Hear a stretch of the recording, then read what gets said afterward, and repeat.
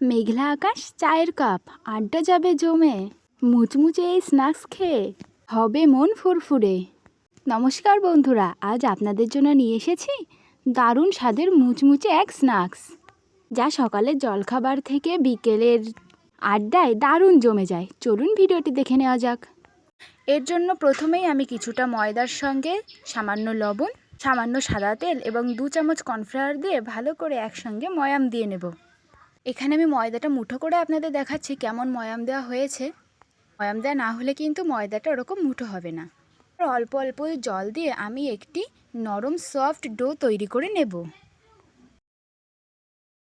এবার ওই ডোটার ওপর সামান্য সাদা তেল মাখিয়ে এটিকে একটি প্লাস্টিকের ঢাকনাওয়ালা কৌটোর মধ্যে রেখে 1 ঘন্টার জন্য রেস্টে রেখে দেব।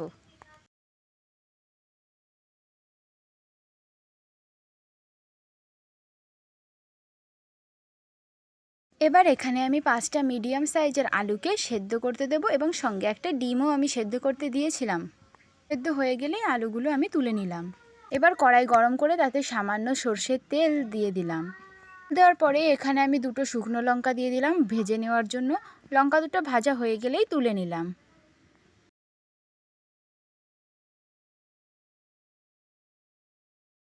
এবার ওই একই তেলের মধ্যে আমি এখানে একটি বড় সাইজের কেটে রাখা পেঁয়াজকে ভাজার জন্য দিয়ে দিলাম। এর সঙ্গে সামান্য লবণ, সামান্য হলুদ গুঁড়ো দিয়ে ভালো করে পেঁয়াজটাকে ভেজে নেব। এখানে পেঁয়াজ ভাজা আমার কমপ্লিট হয়ে গেছে। এবার এগুলিকে তুলে নেব। এবার বেশ কয়েকটা চীনাবাদামকে এখানে ছোট ছোট করে কেটে নিতে হবে। এবার একটি বোলের মধ্যে এখানে সামান্য লবণ দিয়ে আমি ভেজে রাখা লঙ্কাগুলোকে ভালো করে গুঁড়ো করে নেব। এবার সেদ্ধ করে রাখা আলু লঙ্কার সঙ্গে আমি ভালো করে মাখিয়ে নেব।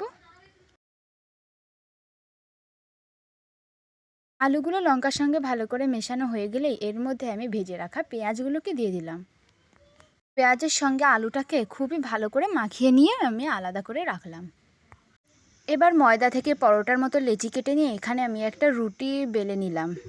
এই রুটিটির ওপর সেদ্ধ করে রাখা আলু গোটা রুটিতে ভালো করে মেখে নিলাম।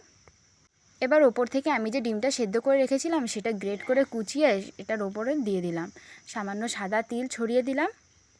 এরপর এর ওপর থেকে সেই ছোট ছোট করে কুচিয়ে রাখা চীনাবাদাম ছড়িয়ে দিলাম।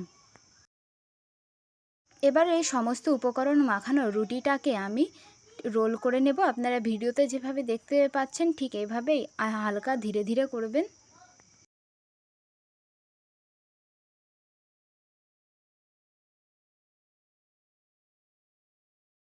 এখানে রুটিটা আমার রোল করা হয়ে গেছে। এবার একটি ছুরির সাহায্যে আমি এরকম পিস পিস করে কেটে নিলাম। আপনারা দেখতেই পাচ্ছেন আমি ঠিক যেভাবে কাটছি এভাবেই কেটে নেবেন।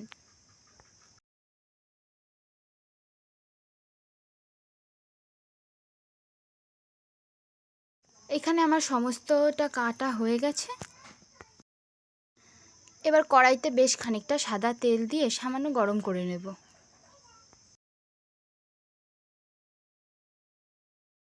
সামান্য গরম হয়ে গেলেই এর মধ্যে আমি স্ন্যাক্সগুলো দিয়ে দেব ভেজে নেওয়ার জন্য। অবশ্যই এই সময় গ্যাসের ফ্লেম লোতে রাখবেন, না হলে স্ন্যাক্সগুলো ওপর থেকে কালার চলে আসবে কিন্তু ভেতরে কাঁচা থেকে যাবে। এইভাবে এপিঠ ওপিঠ করে ভালো করে ভেজে নিতে হবে লো হিটে।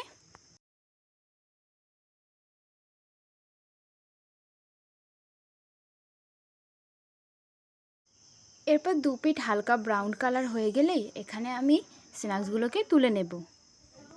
ব্যাস, এবার ঠান্ডা হয়ে গেলেই তৈরি হয়ে যাবে আমাদের স্ন্যাক্স। এটি সকালের জলখাবারের সঙ্গে সঙ্গে বাচ্চাদের টিফিনেও কিন্তু দুর্দান্ত। ভিডিওটি ভালো লাগলে লাইক কমেন্ট শেয়ার করে পাশে থাকবেন। ধন্যবাদ।